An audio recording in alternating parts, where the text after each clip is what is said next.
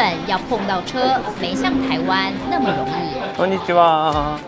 学开车第一件事得先坐下来考试。運転適正検査っていうのをやってもらいます。はじめ。性向测验本左右写满2行超级像的图形或文字，学生必须在短短2分钟内发挥眼力找茬，判断两边异同。速さの中で正確に、状況を判断できるか。時間制限があることによって、みんなやっぱ車の運転でもそうですね、焦りとかも出てきますので、その焦りが危険にやっぱり結びついたりしますので、そこをこう浮き出してくるように。透过测验诱发潜藏开车性格，之后教练就能针对结果判断未来课程哪些部分需要加強。不过在那之前，还有一堆教科書要念。教科書は全部で4つ配ります。O995、CRP。でこれが学科教法。でこれが運転教。でこれが問題集。相较台湾驾训班，大多一本讲义打死。日本学开车急救训练学科数科外加一本题库，大阵仗宛如一般学校，而且教科書有圖有字，編排相当精美。ちょっと中を見ていただけると分かるんですけど、これも横にですね、この道路交通の70条とか28条とか全て道路交通法をもとに生徒さんでも分かりやすく、見て勉強できるようになってる。つまりこの本が法律。そうですそうです。图像化呈现冷僻生硬的交通法条文，让初学者更容易记进脑海，开车上路就更有感。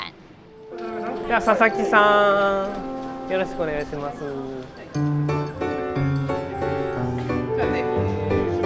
シートベルトが一番最初ですか？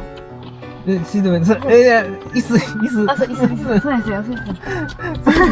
その次ね、シートベルトですね。で。佐佐木彩乃刚满18岁，为了载朋友出去玩，兴致勃勃学开车。而驾训班学员绝大部分都是跟他一样的年轻人，在这里学习感受到什么，将影响他们未来数十年的行车態度。1番のね、フランク行きます。だいぶ左寄ってるね。いける？いや、やってみて。あんまり寄りすぎると。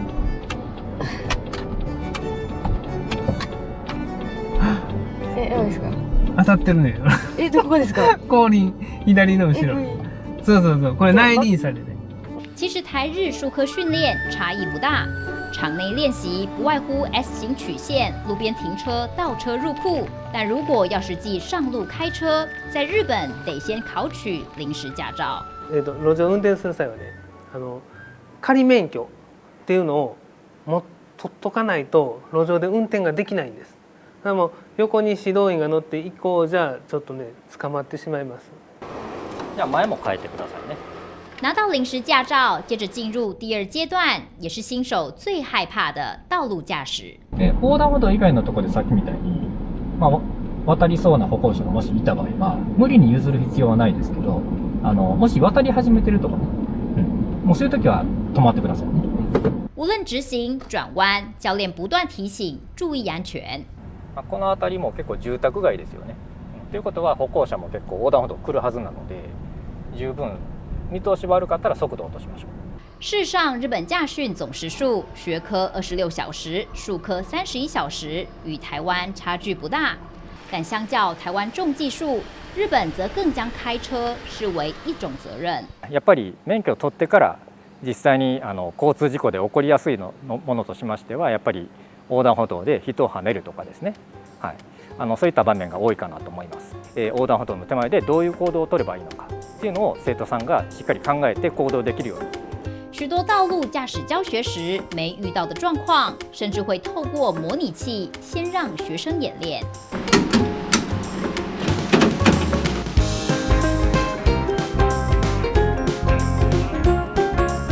像是绿灯了，斑马线上仍有行人，或是准备右转时，摩托車突然衝出。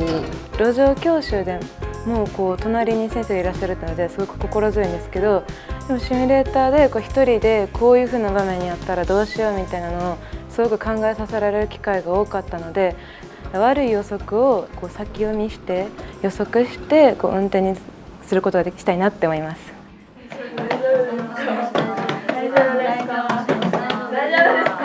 这间教室正在进行急救训练教学，居然也是驾训班课程之一。恥ずかしくなかった出されたら誰も来へんよ。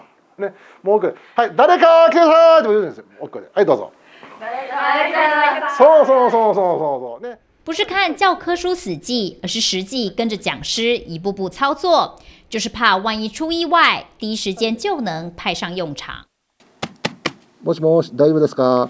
やっぱり初心運転者はやっぱり交通事故率が高いです。ですからやっぱり初心運転者がしっかりとそういうものは学んで、そして、もし自分が事故を起こった時にはしっかりそういう行動をとって、そして、その人を助けるというです。交通状况瞬息万变，驾驶教育规则也必须不断优化。在台湾，驾照考一次一劳永逸，在日本却是3到5年就得接受评鉴。像是这张蓝色驾照，就代表过去曾违规被扣点，3年就得更新，并参加2小时交通讲习。但若是都没有违规，就可以取得这张代表优良驾驶的黄金驾照。不仅5年换发1次就好，讲习时间也只要30分钟。情勢に応じて道路交通法法律が変わりますよね。でそれが3年とか6年ぐらいのスパンでこう変わっていくんですが、やはりそういうことを勉強していただく機会がやっぱりいるわけですね。それと免許を取ってね、それ以降全然勉強しなかったらやっぱり危険な運転手になってしまう場合がありますから、やはりそう再教育するというかね。没有最完善的政策，但尽量做到滴水不漏。今日走在日本街头，你不太担心被撞倒，而这份安心感就是来自法律、制度、建设、教育合力筑起的防护网。